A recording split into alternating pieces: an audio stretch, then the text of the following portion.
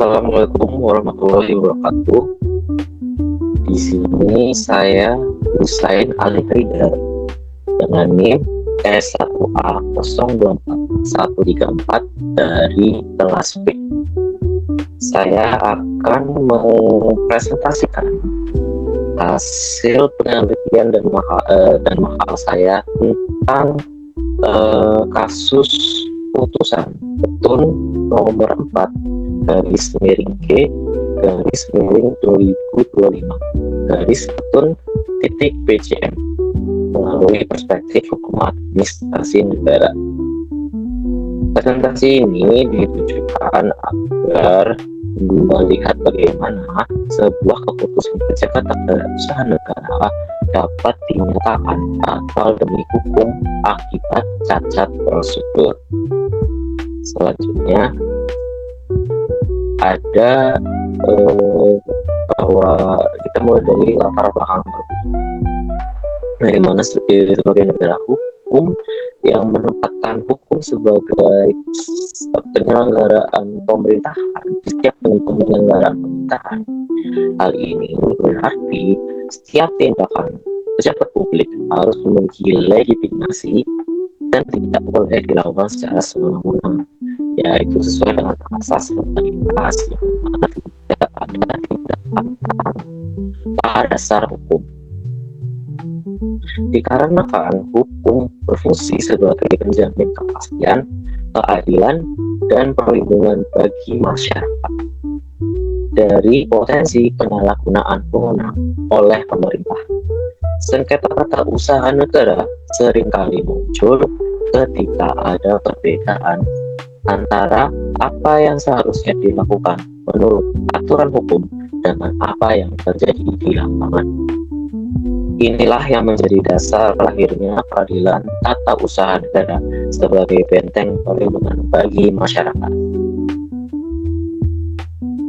Sebelum masuk ke kasusnya, kita harus memahami apa yang dimaksud dengan keputusan tata usaha negara atau KUTN.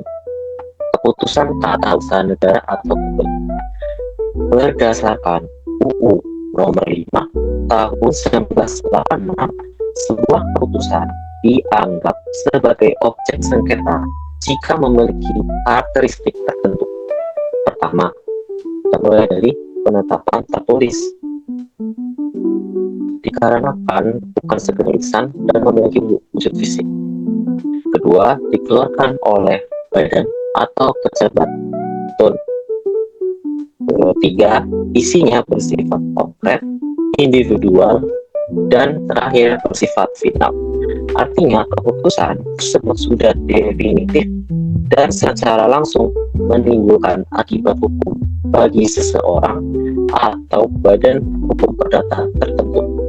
Tanpa unsur-unsur ini, sebuah keputusan tidak dapat diukati betul. Selanjutnya, di sini ada segitiga keabsahan tindakan administrasi.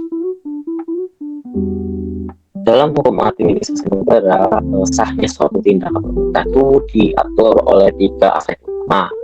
Yang pertama, kewenangan berkaitan dengan hak legal pejabat untuk bertindak. Yang kedua, ada prosedur, yang dimana tahapan wajib yang diperintahkan oleh undang-undang.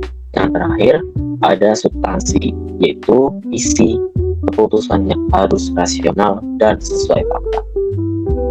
Penting untuk kita pahami bahwa jika salah satu dari ketiga sudut ini tidak terpenuhi atau hilang, maka keseluruhan keputusan tersebut dianggap cacat hukum. Nah, sekarang kita akan masuk ke dalam kasusnya, yaitu pada konflik yang berdasarkan putusan petun nomor 4 garis miring G garis miring 2025 garis petun titik PJM. Di sini terjadi sengketa. Ini melibatkan Yayasan Ukhuwah Kalimantan Selatan sebagai penggugat dan Bupati Barito Kuala sebagai tergugat. Masalah bermula pada tanggal 26 Maret 2025 di saat Bupati mengeluarkan SK surat keputusan yang menyatakan bahwa Dr. Elvera Ayu Pertiwi tidak terbukti melanggar kode etik ASN. Pihak yayasan merasa dirugikan karena laporan dugaan pelanggaran yang mereka sampaikan seolah diabaikan tanpa proses yang benar, yang dimana hal ini berdampak pada reputasi lembaga pendidikan mereka. Lalu di sini kita mulai masuk ke analisis terhadap cacat prosedurnya. Setelah dianalisis, ditemukan adanya kesenjangan prosedural yang fatal. Berdasarkan aturan hukum, setiap dugaan pelanggaran kode etik ASN wajib diperiksa oleh Majelis Kode Etik secara transparan dan investigatif. Namun, dalam fakta persidangan terungkap bahwa Bupati Barito Kuala mengambil jalan pintas administratif. Beliau langsung menerbitkan keputusan tanpa melalui pemeriksaan Majelis Kode Etik. Ketidakhadiran proses ini menyebabkan keputusan tersebut kehilangan objektivitas dan keabsahan yuridisnya.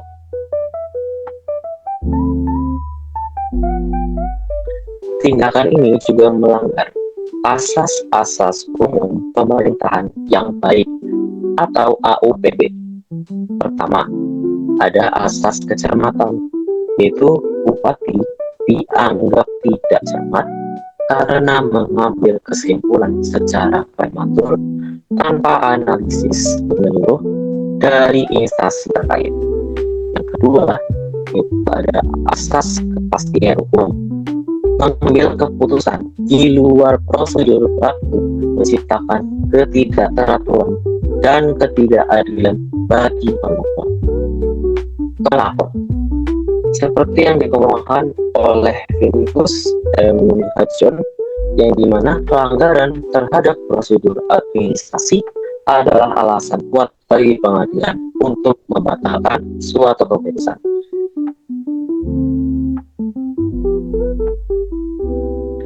Kemudian di sini ada hasil dari majelis hakim memberikan penilaian skor judisial seperti berikut. Dari aspek kewenangan, Bupati memang sah memiliki otoritas pembinaan ASN. Namun dari aspek prosedur dan substansi, Bupati dinyatakan gagal tetap karena prosedur pemeriksaan wajib dilewati, dan maka substansi keputusan tersebut menjadi tidak berdasar pada fakta yang diuji. Oleh karena itu, majelis hakim memutuskan untuk mengabulkan gugatan dan menyatakan keputusan tersebut bakal demi hukum.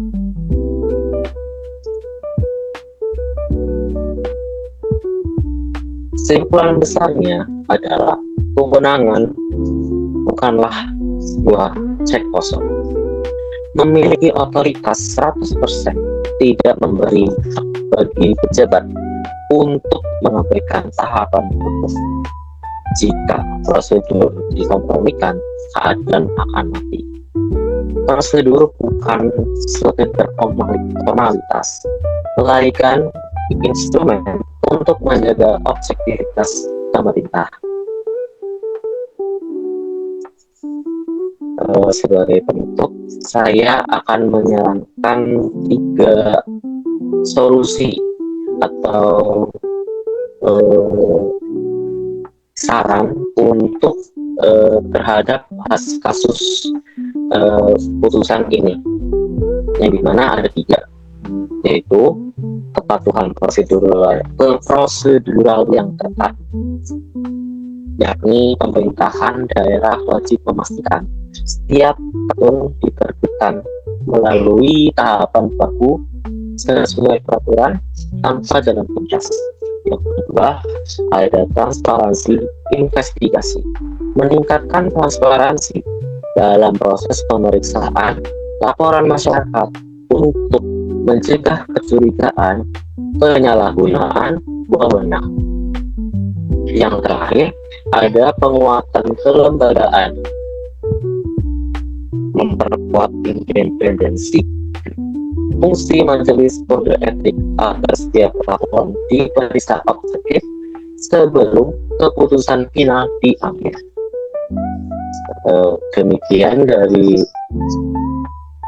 presentasi saya mengenai putusan Petun nomor 4 garis miring 2025 garis miring Petun CPM.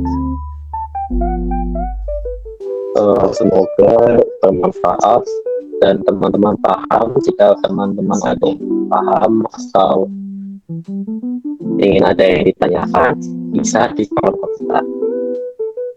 Sekian dari saya, terima kasih. Assalamualaikum warahmatullahi wabarakatuh.